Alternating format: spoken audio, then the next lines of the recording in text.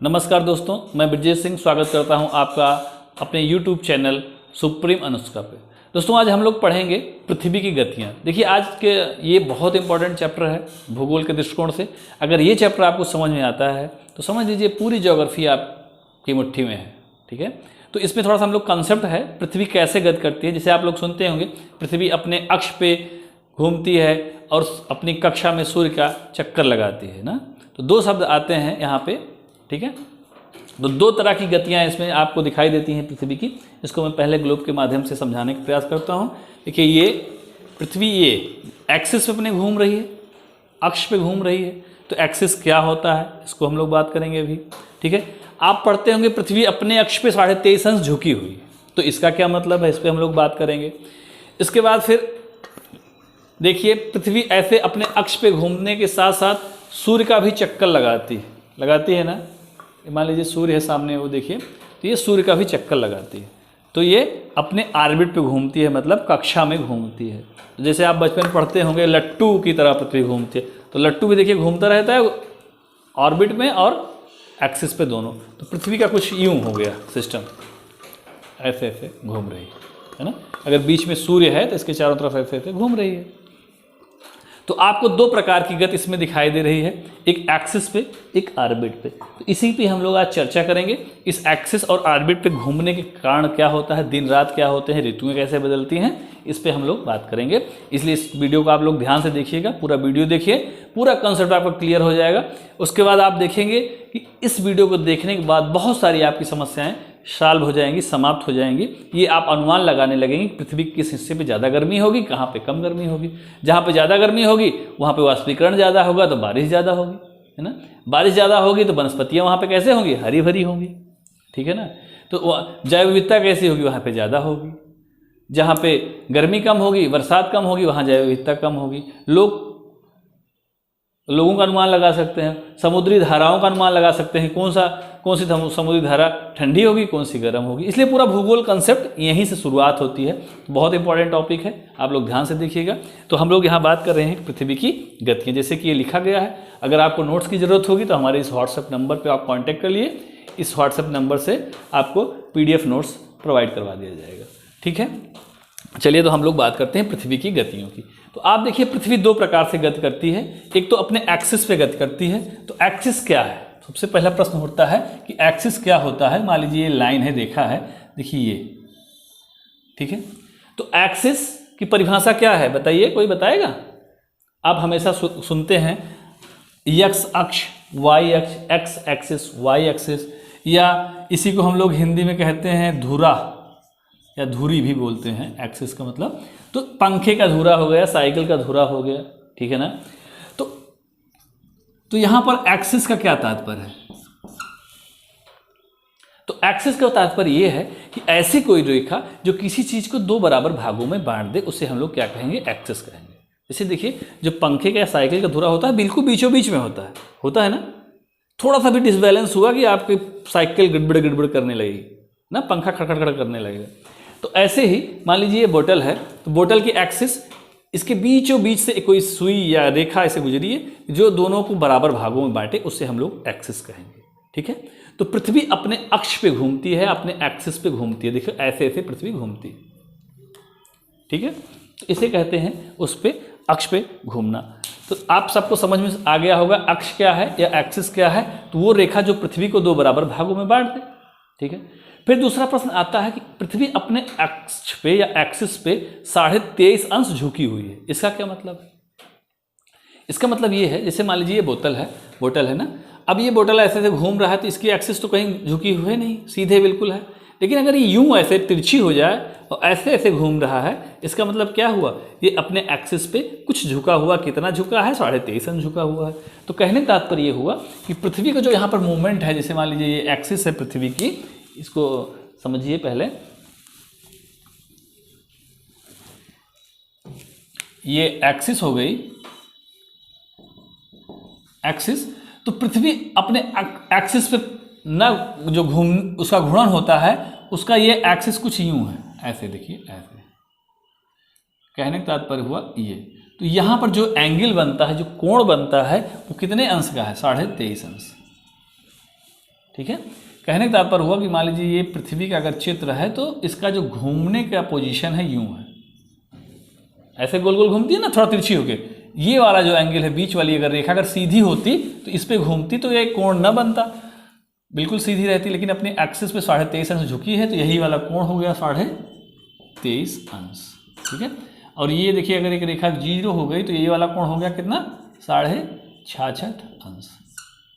अभी आप देखेंगे पृथ्वी पे अक्षांश देशांतर की जब बात हुई थी अभी वीडियो में, अगले वीडियो आपने देखा होगा, इसीलिए 3 देशांतर बड़े इंपॉर्टेंट हो जाते हैं। 23.5 अंश चाहे उत्तरी हो चाहे दक्षिणी, 66.5 अंश उत्तरी हो चाहे 66.5 अंश दक्षिणी। ये विषुवत रेखा होती है तो 23.5 अंश ये वाला, 66.5 अंश यहाँ का, और ये 0 ध्रुव होता ही है। यहाँ पर दक्षिण में भी 23.5 है, 66.5 दक्षिण में भी है, ये 90 डिग्री ध्रुव का हो गया।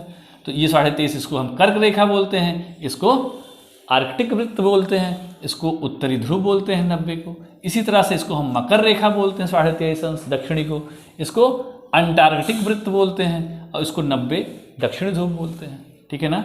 इसीलिए अभी इन रेखाओं का बड़ा रोल है। अभी हम लोग जब अगला चैप्टर पढ़ेंगे, अगला टॉपिक पढ़ेंगे तो आपको समझ में आ गया होगा कि पृथ्वी की एक्सिस पे झुके होने का तात्पर्य क्या है, मतलब क्या है, ठीक है। तो पृथ्वी अब देखिए पृथ्वी जब अपने एक्सिस पे घूमती है, अक्ष पे घूमती है, तो इससे क्या होता है। देखिए ये ना, ये पृथ्वी है अपने एक्सिस पे यूं घूम रही है, सबको दिखाई दे रहा है। अब देखिए इसकी एक्सिस बिल्कुल स्ट्रेट नहीं है, थोड़ा तिरछी है, नहीं तिरछी है, तिरछापन है, यही है 23.5 अंश। अगर ये बिल्कुल ऐसा होता, देखिए ऐसा, तो ये फिर ये नहीं झुकी हुई है, सीधी है, ऐसे घूमती है, ठीक। लेकिन उसका रियल फिगर ये है। तो जो कोण बनेगा 23.5 अंश, इसका मतलब हुआ पृथ्वी अपने एक्सिस पे 23.5 अंश झुकी हुई है। अब देखिए पृथ्वी इसी एक्सिस पे घूमने को हम लोग पृथ्वी कहते हैं घूर्णन करते हैं, रोटेशन है।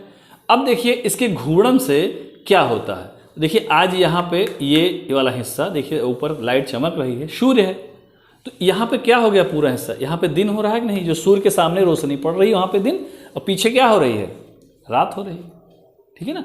तो ये हिस्सा देखिए ऐसे घूमेगा, यूं पीछे आ जाएगा, तो अब यहाँ पे रात हो जाएगी, यहाँ पे फिर दिन हो गया। तो अपने एक्सिस पे पृथ्वी के घूमने से क्या होता है, दिन और रात होता है, ठीक है। इसीलिए इसको हम लोग कहते हैं दैनिक गति। ये अपने एक्सिस पे एक चक्कर कितने समय में लगा लेती है, 24 घंटे में, ठीक है। तो आपसे पूछा जाए कि पृथ्वी अपने अक्ष पे कितने समय में घूमती है, तो 24 घंटे में घूमती है। इस गति को हम लोग दैनिक गति कहते हैं, ठीक है। तो ये देखिए हमने यहाँ लिखा हुआ है कि एक्सिस पे पृथ्वी घूर्णन करती है, रोटेशन करती है, इसे हम लोग क्या कहते हैं, इसकी दैनिक गति। ये गति कितनी होती है, 24 घंटे की होती है, इसको हम लोग सौर दिवस बोलते हैं। अभी एक शब्द आएगा नक्षत्र दिवस, क्या होता है, ये होता है 23 घंटे 56 मिनट का, इसको हम अभी आपको समझाते हैं, ठीक है। तो देखिए पृथ्वी अपने एक्सिस पे यूं घूम रही है, तो सिर्फ एक्सिस पे तो घूमती नहीं है, अपने ऑर्बिट पे भी घूमती है ना। ऑर्बिट का मतलब अपने कक्षा में घूमती है। ये सूर्य का भी चक्कर लगाती है चारों तरफ, वो सामने सूर्य है तो आज अभी ये इस पोजीशन में है, कुछ समय बाद वो उधर जाएगी और घूम के फिर इस पोजीशन पे आएगी, है ना, और सूर्य के पीछे भी जाएगी, है ना। पीछे मतलब आपको शायद ना दिखाई दिया होगा, इस दिशा में आएगी, यहाँ पे आएगी, ऐसे ऐसे अपने एक्सिस पे घूमते हुए ये घूमती गए। तो दूसरी जो उसका घूर्णन है वो कहाँ पे होता है, ऑर्बिट पे, उसको हम लोग कक्ष कहते हैं, कक्षा या कक्ष। तो पृथ्वी की 2 प्रकार की गति हुई, एक एक्सिस पे अक्ष पे, और दूसरा ऑर्बिट पे या कक्ष पे।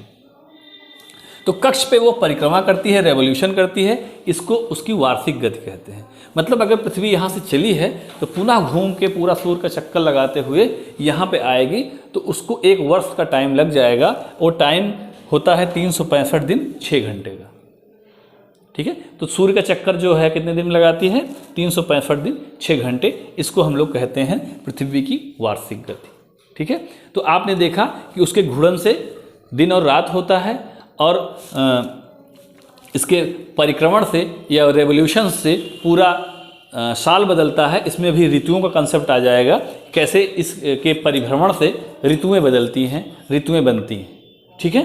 तो ये वार्षिक गति कहलाती है। अब यहाँ पर एक शब्द है नक्षत्र दिवस, ये 23 घंटे 56 मिनट का होता है। ये क्या है, ये कैसे हुआ, ठीक है, इसी से कैलेंडर वाला भी कॉन्सेप्ट आ जाएगा, लीप ईयर, लीप वर्ष का। ठीक है, तो देखिए अगर मान लीजिए ये सूर्य सामने आपके सूर्य दिखाई दे रहा है, ये बिंदु 24 घंटे में घूम के बिल्कुल फिर सामने सूर्य के आ जाता है। मतलब ये बिंदु जहाँ पर मैंने उंगली रखी है, ये घूम के पुनः सूर्य के सामने कितनी देर में आ जाएगा? 24 घंटे में आ जाएगा। लेकिन पृथ्वी क्या करती है? क्या इसी पोजीशन पे स्थिर है? ऐसा तो है नहीं। तो पृथ्वी क्या होता है कि 24 घंटे में पृथ्वी एक अंश अपने अक्ष पे आगे बढ़ चुकी होती है। देखिए पहले यहाँ थी, चूंकि अपनी ये कक्षा में आगे बढ़ती है ना पृथ्वी, सूर्य का भी चक्कर लगाती है, इस पोजीशन से हट के थोड़ा सा यहाँ पे आ जाती है। तो ये बिंदु जो यहाँ पे था, ये 24 घंटे से पहले ही सूर्य के सामने आ जाता है। ठीक है, वो इसलिए ये 24 घंटा ना हो गए 23 घंटा 56 मिनट हो जाता है। इसे हम लोग क्या कहते हैं? नक्षत्र दिवस कहते हैं। मतलब 4 मिनट पहले ही वो स्थान आ जाता है। ठीक है ना। इसी कारण जब आप कैलेंडर रीजनिंग में पढ़ेंगे तो आप देखेंगे कि 4 साल बाद फरवरी कितने दिन की हो जाती है? 29 दिन की, लीप ईयर्स, है ना। लीप ईयर्स में फरवरी हम लोग 29 दिन करते हैं, नहीं तो हमारा कैलेंडर खराब हो जाएगा। ठीक है, तो आपको उम्मीद है पृथ्वी का अपने एक्सिस पे या धुरी पर घूमना समझ में आ गया होगा। अब हम लोग बात करते हैं ऑर्बिट पे। ठीक है, तो पृथ्वी जो है अपने ऑर्बिट, अपनी कक्षा में सूर्य की चारों तरफ चक्कर लगाती है। तो इसका ऑर्बिट कैसा होता है? इसका ऑर्बिट कैसा है? दीर्घवृत्ताकार। तो दीर्घवृत्त क्या होता है? आप लोग पढ़े होंगे, सर्किल पढ़े होंगे। इसको मैं मिटा देता हूं इधर वाले हिस्से को। अब तो आप देखिए,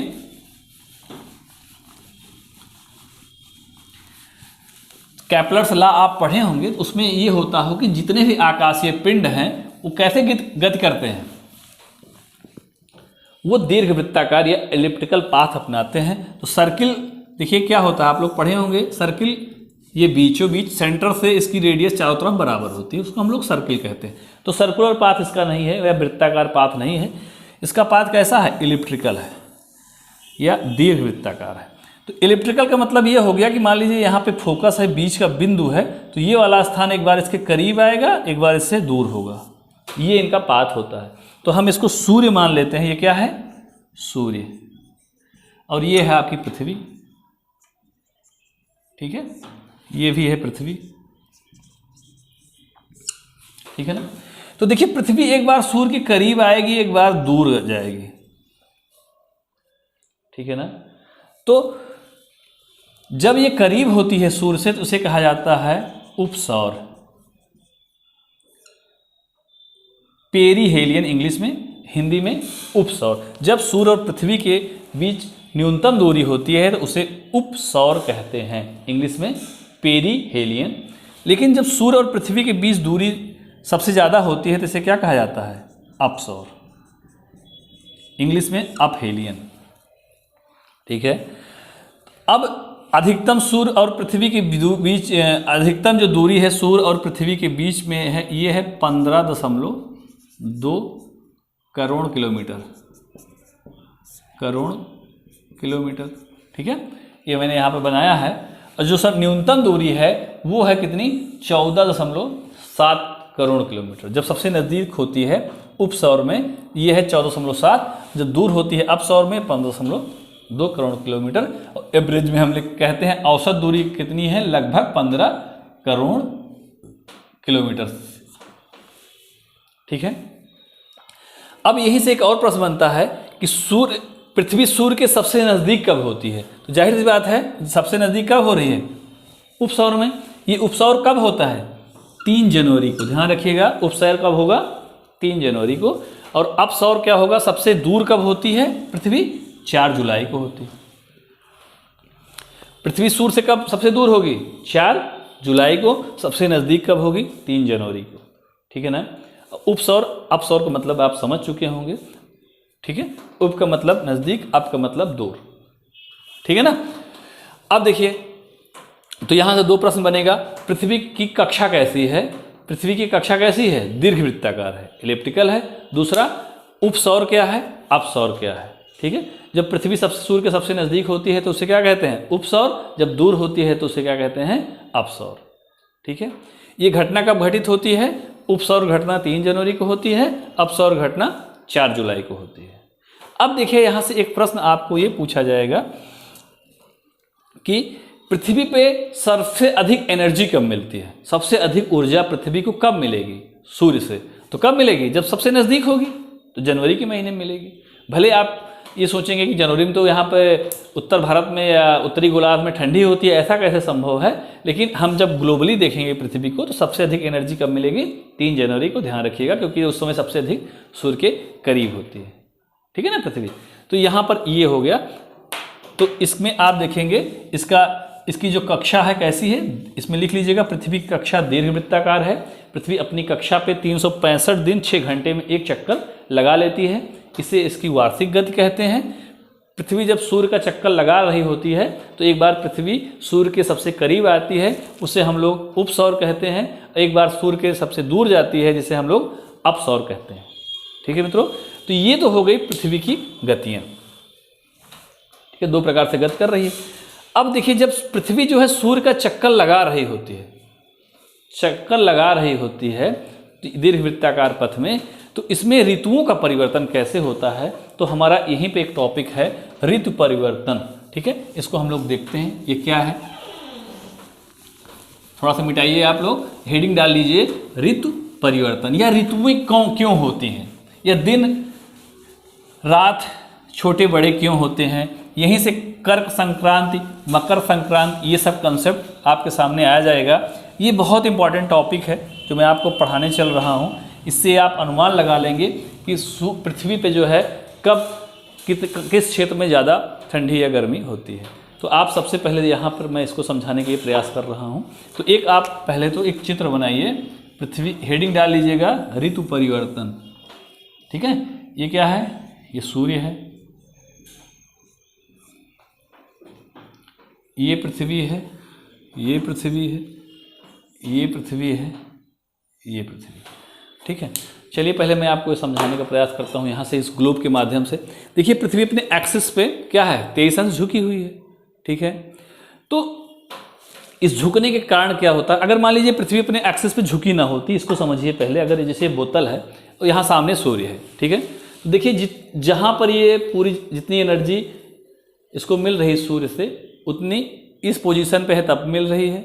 इससे अगर घूम के आगे बढ़ गई और झुकी नहीं हुई है तो देखिए किरणें वहाँ पर भी सेम पोजीशन बना रही होंगी। ठीक है, अगर ये घूम के उधर से आके इधर पे आ गए इस पोजीशन पे, देखिए झुकी ना होने के कारण तब पर भी सूर्य की किरणें इस पे जहाँ पे जैसी थी, जिस स्थिति में थी, एंगल उनका हमेशा बराबर है। मतलब यहाँ से लेकर यहाँ तक आई पृथ्वी, इसके एंगल में कोई परिवर्तन नहीं हुआ। ठीक है, क्योंकि ये झुकी नहीं हुई है अपने एक्सिस पे। लेकिन आप यहाँ पर देखते हैं पृथ्वी अपने एक्सिस पे 23 अंश झुकी है। इस झुके होने के कारण क्या हुआ, देखिए अब इसको हम थोड़ा सा झुका देते हैं यूँ। ठीक है, अब देखिए सूर्य का जो सामने वाला हिस्सा, यहाँ पर देखिए ज़्यादा प्रकाश है ना, इसमें ज़्यादा एनर्जी आ रही है, पीछे वाले पे कम आ रही है। ठीक है, अब यहाँ पर थोड़ा सा और आ जाओ, देखो ये घूम के आया। अब देखिए नीचे वाले पे ज़्यादा ऊर्जा आने लगी, नहीं आने लगी, ऊपर थोड़ा तिरछा हो गया, यहाँ पे कम आ रही है। सूर्य अगर सामने वाला है तो, है ना। ऐसे अगर आप उस डायरेक्शन में जाएंगे तब पर भी स्थिति परिवर्तित हो जाएगी। यहाँ एकदम पीछे जो आपको हो सकता है ना दिखाई देंगे, आप करिएगा तो इसमें सूर्य के प्रकाश या सूर्य की जो ऊर्जा पृथ्वी पे 23 अंश झुके होने के कारण असमान वितरण हो जाता है। मतलब कि सूर्य की किरणों का पृथ्वी पे जो लंबवत होना है, ये इसके परिभ्रमण के कारण, या इसके जब सूर्य का चक्कर लगा रही होती है तो किरणों की पोजीशन पृथ्वी पे बदलती रहती है।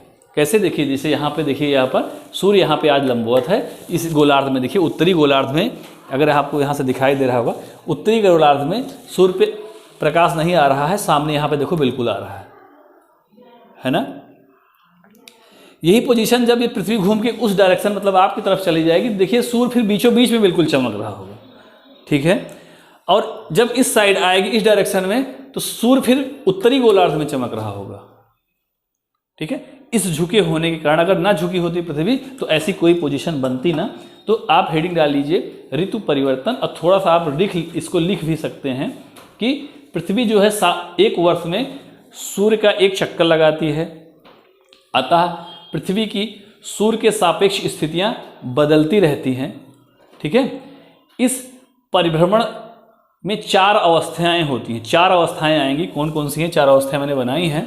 इन्हीं को कहा जाता है जिनसे ऋतु का परिवर्तन होता है या ऋतुएं बदलती हैं। ठीक है, तो देखिए ये देखिए, ये अब मैं इसको पृथ्वी की ये एक्सिस है, मैंने यहाँ पे बनाया, ये भी पृथ्वी की एक्सिस है, इसको यहाँ पे बनाया, ये भी देखिए पृथ्वी की एक्सिस है, इसको मैंने यहाँ पे बनाया, यूँ देखिए पृथ्वी की एक्सिस को यहाँ बनाया, सूर्य है, ठीक है, ये सूर्य है। अब देखिए सूर्य की किरणें जो हैं इस दक्षिणी गोलार्ध में यहाँ पे लंबवत हैं कि नहीं है, मतलब इस पे ज़्यादा प्रकाश दे रही है कि नहीं दे रही है सॉरी। देखिए ये कौन सी रेखा है, बीचों बीच वाली रेखा हो गई, इसको हम लोग विषुवत रेखा कह रहे हैं, यहाँ पे आपको दिखाई दे रहा होगा। नीचे देखिए ये मकर रेखा है, ये ऊपर वाली कर्क रेखा है। तो देखिए इस पोजीशन में जो है सूर्य की किरणें मकर रेखा पे लंबवत है, मतलब परपेंडिकुलर हैं, मकर रेखा पे लंबवत चमक रही हैं, ठीक है। तो सूर्य की किरणें मकर रेखा पे कब लंबवत चमकती हैं, ये दिन होता है 22 दिसंबर। 22 दिसंबर को मकर रेखा पे लंबवत चमकेंगी। अब देखिए मैंने कल की वीडियो में बताया था उत्तरी गोलार्ध किसे कहते हैं, दक्षिणी गोलार्ध किसे कहते हैं, वीडियो आप देखिएगा तो आप जानते होंगे विषुवत रेखा से ऊपर वाले हिस्से को आप क्या कहते हो, उत्तरी गोलार्ध, और नीचे वाले हिस्से को क्या कहते हैं, दक्षिणी गोलार्ध, पृथ्वी का north hemisphere and south hemisphere. तो अब देखिए 22 दिसंबर को क्या होगा, यहाँ पे उत्तरी गोलार्ध में जब सूर्य की किरणें मकर रेखा पे लंबवत हैं तो गर्मी पड़ेगी, सॉरी उत्तरी गोलार्ध में क्या होगा, ठंडी पड़ेगी नहीं पड़ेगी, और दक्षिणी गोलार्ध में जब मकर रेखा में लंबवत हैं तो क्या होगा, यहाँ पे गर्मी पड़ेगी। तो आप लिखिए 22 दिसंबर को होता है क्या, मकर संक्रांति, या इसी कहेंगे हम लोग उत्तरी गोलार्ध में शीत ऋतु, उत्तरी गोलार्ध में,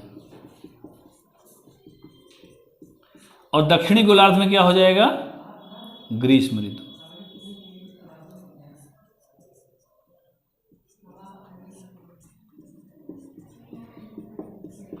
दक्षिणी गोलार्ध में, इसीलिए देखिए प्रश्न पूछा जाता है कि ऑस्ट्रेलिया में क्रिसमस कब मनाया जाता है, तो ऑस्ट्रेलिया में क्रिसमस कब मनाया जाएगा, ठंडियों में मनाया जाएगा। मतलब हमारे यहाँ जब गर्मी ठंडी पड़ रही होगी तो दक्षिण में जो ऑस्ट्रेलिया स्थित है वहाँ पर क्या पड़ रही होगी, गर्मी पड़ रही होगी, ठीक है। तो ये ग्रीष्म ऋतु हो जाती है दक्षिणी गोलार्ध में, और उत्तरी गोलार्ध में यहाँ पे शीत ऋतु होगी। अभी मैं आपको और चीज़ें बताऊँगा, मकर संक्रांति के बारे में समझाएंगे क्या है मकर संक्रांति। इसके बाद देखिए दिसंबर के बाद फिर जो है ये पृथ्वी घूम के आती है, दिसंबर, जनवरी, फरवरी, मार्च, और 21 मार्च को ये सूर्य की किरणें विषुवत रेखा पे लंबवत होती हैं। किस रेखा पे, मतलब बीचों बीच, सूर्य के बीच, पृथ्वी के बीचों बीच लंबवत होंगी, विषुवत रेखा पे होंगी लंबवत, इसीलिए हम इसको लोग कहते हैं विषु, मतलब विषुवत रेखा पे लंबवत होंगी, ठीक है। कहने तात्पर्य हो, जब विषुवत रेखा जो कि बीचों बीच में है पृथ्वी के, यहाँ पर जब सूर्य का प्रकाश पड़ेगा तो दोनों गोलार्धों में एनर्जी का डिस्ट्रीब्यूशन समान होगा। समान होगा कि नहीं होगा, होगा तो दिन रात भी बराबर होंगे दोनों गोलार्धों में। तो 21 मार्च विषु वो होता है, विषु का मतलब जब सूर्य की किरणें विषुवत रेखा पे लंबवत हों तो उसे विषु कहते हैं, इंग्लिश में इक्विनॉक्स बोलते हैं। क्या बोलते हैं, इक्विनॉक्स। इस समय क्या होगा, ये बसंत का मौसम उत्तरी गोलार्ध में चल रहा होगा, जैसे बसंत ऋतु, ठीक है। इसके बाद फिर जब 21 जून आएगा, ये विषुवत रेखा है, देखिए ये कर्क रेखा ऊपर वाली है। अब देखिए आपको पृथ्वी का एंगल थोड़ा झुका है ना इधर, तो ये जो किरणें होंगी कहाँ पे लंबवत होंगी, कर्क रेखा पे, ठीक है। तो ये कर्क रेखा है और कर्क रेखा पे लंबवत होगा, इसलिए इसे कहा जाएगा कर्क संक्रांति।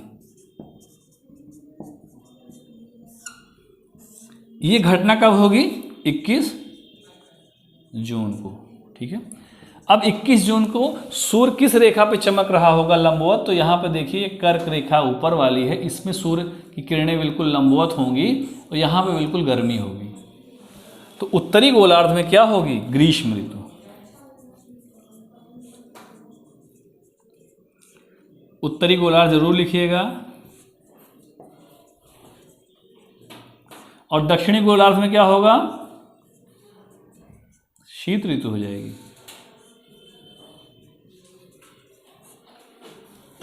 शीत ऋतु कहाँ? दक्षिणी गोलार्ध में।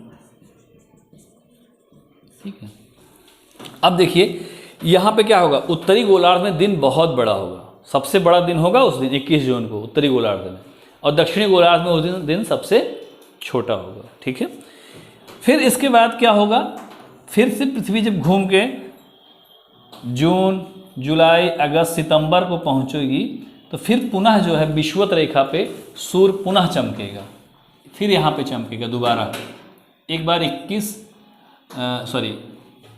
मार्च को, दोबारा 23 सितंबर को, फिर जो है 23 सितंबर पे सूर्य विषुवत रेखा पे चमक रहा होगा। ठीक है, और इसको जो ऋतु होगी वो होगी फिर वही इक्विनॉक्स होगा, या मतलब विषु इसको हम लोग कहेंगे, पहले समझ लीजिए विषु, और जो ऋतु होगी वो होगी शरद ऋतु। और दोनों गोलार्धों में दिन रात बराबर होंगे क्योंकि उस समय एनर्जी का डिस्ट्रीब्यूशन समान होगा। बात समझ में आ रही होगी आपको। तो आपने ये देखा कि पृथ्वी जब सूर्य का चक्कर लगा रही होती है तो उसका अपने 23 अंश अक्ष पे झुके होने के कारण सूर्य का जो प्रकाश है, मान लीजिए ये सूर्य है, यहाँ पे सनलाइट है, इसकी पोजीशन या इसका जो एंगल है वो बदलता रहता है। ये एंगल कहाँ से कहाँ बदला, कर्क रेखा से मकर रेखा के बीच में, ये देखिए इसका प्रकाश लंबवत पड़ता है, कभी कर्क रेखा पे पड़ेगा, कभी विषुवत रेखा पे, कभी मकर रेखा पे, और इन दोनों के बीच में जो है सदैव प्रकाश बना रहेगा। तो सबसे अधिक गर्मी कहाँ बनेगी, कर्क और मकर के बीच में, क्योंकि यहाँ सबसे अधिक ऊर्जा बन रही है। तो ऊपर वाली कौन सी रेखा है, कर्क, नीचे है मकर। जब कर्क रेखा पे लंबवत होगा तो कर्क संक्रांति कहेंगे, जब मकर रेखा पे लंबवत होगा तो मकर संक्रांति कहेंगे, और सूर्य की किरणें जो हैं इसी में जो है घूमती रहेंगी। तो ये क्षेत्र सबसे गर्म होगा कि नहीं होगा, बताइए आप। गर्म होगा, बिल्कुल होगा। तो जब सबसे क्षेत्र ये गर्म होगा तो जाहिर सी बात वाष्पीकरण भी यहाँ पर ज़्यादा होगा, बरसात इत्यादि की यहाँ पर पोजीशन बनेगी, अभी देखेंगे आप लोग। तो विषुवत रेखा के जो आसपास का क्षेत्र होगा सबसे गर्म क्षेत्र माना जाएगा, सबसे वर्षा वाला क्षेत्र माना जाएगा, और यहाँ से निकलने वाली जो भी समुद्री धाराएं होंगी, बताइए जो विषुवत रेखा से समुद्री धारा निकलेगी अभी, वो ठंडी होगी, गर्म होगी ना, क्योंकि यहाँ पानी गर्म है तो आगे बढ़ेगा पानी गर्म, और जो ध्रुव से आएगी वो ठंडी क्षेत्र से आएगी, वो ठंडी हो जाएगी। तभी हम लोग समुद्र जब विज्ञान पढ़ेंगे तो उस पर भी आप देखेंगे। अब यहीं पर हम लोग पूरे भूगोल का कंसेप्ट घूम फिर के घूमता है कि अभी आप देखेंगे चाहे हवाओं का चलना होगा तब आप देखेंगे, या समुद्री लहरों के बारे में देखेंगे, तो हमेशा हम इस पे बात करेंगे कि सूर्य की किरणें कर्क और मकर रेखा के मध्य लंबवत होती रहती हैं। कर्क पे कब लंबवत होती है, मकर पे कब लंबवत होती है, तो इस पे हम लोग इस चीज़ को आप देख लीजिएगा, ध्यान दीजिएगा। तो हम लोग फिर से एक बार ध्यान दे देते हैं कि मकर संक्रांति क्या है। मकर संक्रांति जब सूर्य की किरणें मकर रेखा पर लंबवत होती हैं तो उसे हम लोग मकर संक्रांति कहते हैं। ये घटना कब होती है, 22 दिसंबर को होती है। मकर संक्रांति में ग्रीष्म, दक्षिणी गोलार्ध में ग्रीष्म ऋतु होगी और उत्तरी गोलार्ध में शीत ऋतु होगी। ठीक है, और उत्तरी गोलार्ध में दिन छोटे होंगे, सबसे छोटा दिन होगा, और दक्षिणी गोलार्ध में सबसे बड़ा दिन होगा। ठीक है, इसके बाद जब शरद मार्च आएगा, विषु आएगा। विषु क्या होता है, विषु होता है जब सूर्य की किरणें विषुवत रेखा पर लंबवत होती हैं तो ऊर्जा का वितरण दोनों गोलार्धों में बराबर होता है, इसलिए दिन और रात दोनों गोलार्धों में बराबर होते हैं। ठीक है, मौसम भी लगभग समान होता है। ठीक, तो अब आपसे पूछा जाए दिन रात कब बराबर होता है, तो 21 मार्च और 23 सितंबर, क्योंकि 2 बार विषु पड़ता है। फिर आप आएंगे कर्क संक्रांति क्या है, तो कर्क संक्रांति वो है जब सूर्य की किरणें कर्क रेखा पर लंबवत होती हैं, तो उसे हम लोग क्या कहते हैं, कर्क संक्रांति कहते हैं। ठीक है, ये घटना कब होती है, 21 जून को होती है। उत्तरी गोलार्ध में ग्रीष्म ऋतु होगी और दक्षिणी गोलार्ध में उस समय शीत ऋतु होगी। ठीक है, तो उसके बाद फिर पुनः 23 सितंबर आएगा, विषु आएगा, फिर यहाँ पे सूर्य किरणें लंबवत हो जाएंगी। तो इस प्रकार से पृथ्वी का सूर्य का चक्कर लगाते हुए उसकी पोजीशन बदलती है, इसलिए ऋतुओं का परिवर्तन होता है। ऋतु का परिवर्तन क्यों होता है, क्योंकि वो अपने 23.5 अंश अपने अक्ष पे झुकी हुई है। अगर ये झुकी ना होती तो ऋतुओं का परिवर्तन ना होता, हमेशा विषु होता। अब आपको समझ में आ गया कि हमेशा विषुवत रेखा पे ही इसकी किरणें लंबवत होगी, ऊर्जा का वितरण समान होता। ठीक है, इसलिए ये कॉन्सेप्ट बहुत इंपॉर्टेंट है, आप लोग इसको समझिएगा। अगर कोई दिक्कत होती है तो आप कमेंट बॉक्स में कहिएगा, मैं फिर से आपको समझाने का प्रयास करूँगा। ठीक है। तो आपके लिए 2-3 चीज़ें हैं, आपको लिखना है विषु क्या है, कर्क संक्रांति क्या है, मकर संक्रांति क्या है और कर्क संक्रांति क्या है, ठीक है। इसी के लिए एक शब्द और भी आता है, कर्क संक्रांति के लिए एक शब्द देखेंगे, आपको लिखा होगा उत्तरी अयनांत, और यहां पे आएगा दक्षिणी अयनांत। इसको भी आप लोग लिख लीजिएगा, कभी कभी पूछेगा कि दक्षिणी अयनांत क्या है। दक्षिणी अयनांत तो वो है कि जब सूर्य जो है मकर रेखा पे लंबवत होता है तो उसे हम लोग क्या बोलते हैं, दक्षिणी अयनांत। चलिए ठीक है। अब देखिए क्या होता है कि जैसे आपके सामने एक शब्द आता है सूर्य का उत्तरायण क्या है, सूर्य उत्तरायण हो रहा है, इसका मतलब मैं इसको थोड़ा सा यहाँ मिटा के आपको समझाने का प्रयास कर रहा हूँ कि इसका तात्पर्य क्या होता है। देखिए अभी आपने देखा कि सूर्य की किरणें कर्क, मकर और विषुवत रेखा के मध्य लंबवत होती हैं। तो देखिए जैसे अब सूर्य अगर मकर रेखा, ये नीचे वाली मकर रेखा है, ठीक है, अब सूर्य की किरणें इस पे लंबवत थी, ठीक है। उस समय क्या हो रहा था कि उत्तरी गोलार्ध में बिल्कुल रातें लंबी लंबी थी ना, रातें लंबी लंबी थी, दिन छोटे छोटे थे। तो कहा जाता है कि यार जब रातें लंबी हुई तो क्या मतलब है, दुख बड़ा है, ठीक है। इसलिए कहते हैं कि रात कितनी भी लंबी हो, एक दिन फिर से जो है उजाला जरूर आएगा, दिन बड़े होंगे। तो आज देखिए मकर संक्रांति के बाद सूर्य अभी तक दक्षिण दिशा में चलायमान था, लेकिन आज मकर संक्रांति के बाद सूर्य की किरणें अब उत्तर दिशा में लंबवत होना शुरू हो जाएंगी। देखिए ऊपर की तरफ बढ़ना शुरू हो जाएंगी, इसीलिए कहा जाएगा सूर्य उत्तरायण हो रहा है। मतलब अब उत्तरी गोलार्ध में अब दिन बड़े बड़े होंगे, इसीलिए हम लोग उत्तर में रहने वाले लोग मकर संक्रांति को एक उत्साह के रूप में मनाते हैं। अब आपके सामने एक प्रश्न उठ रहा होगा कि मकर संक्रांति यहाँ 22 दिसंबर को बता रहे हैं, हमारे यहाँ तो 14 जनवरी के आसपास होता है ना। प्रयागराज में हम लोग गंगा स्नान करते हैं। तो चूंकि हमारा कैलेंडर जो है चंद्रमा के अनुसार चलता है, तो ये जो घटना है सूर्य के कैलेंडर के अनुसार बताई गई। अभी हम लोग बात करेंगे, चंद्रमा जो है अपने अक्ष पे लगभग 29 दिन पे चक्कर लगा लेता है और इसलिए थोड़ा सा डिफरेंस आ जाता है। लेकिन कहने का तात्पर्य यही होता है कि मकर संक्रांति, कि जब सूर्य किरणें मकर पे लंबवत है, मकर रेखा पे, तो उसे हम लोग मकर संक्रांति कहेंगे। अब यहीं से सूर्य जो है अब देखिए उत्तर दिशा में 22 दिसंबर के बाद बढ़ जाता है उत्तर दिशा में, इसीलिए हम लोग उत्साह भी मनाते हैं कि अब उत्तरी गोलार्ध में जो ठंडी का मौसम था वो चला जाएगा, रातें जो बड़ी बड़ी थी वो छोटी हो जाएंगी और अब दिन लंबे होंगे, तो हमको काम करने का ज़्यादा टाइम मिलेगा, हमें ज़्यादा ऊर्जा मिलेगी सूर्य से, इसलिए हम लोग इसको उत्साह के रूप में मनाते हैं, ठीक है ना। हम लोग देखिए कर्क संक्रांति कभी कोई नहीं मनाता है, क्योंकि कर्क संक्रांति के बाद सूर्य दक्षिणायन हो जाएगा, दक्षिण दिशा में चल पड़ेगा और अब जो है हमारे दुख के समय आ जाएंगे, मतलब ऊर्जा जो सूर्य हमको देता है वो कम हो जाएगी, है ना। चलिए मित्रों, तो हम लोग, आपको ये वीडियो कैसा लगा आप ज़रूर हमको बताइएगा। अगला जो हमारा वीडियो होगा उसमें हम लोग भूगोल के नए टॉपिक की शुरुआत करेंगे, उसमें वो आपको बहुत जल्द वीडियो मिल जाएगा। धन्यवाद। लेकिन एक काम करिएगा, आप वीडियो को शेयर, सब्सक्राइब, चैनल को हमारे सब्सक्राइब कर लीजिए, जिससे हम आपके सामने ऑनलाइन बहुत जल्द आ सकें। धन्यवाद, नमस्कार।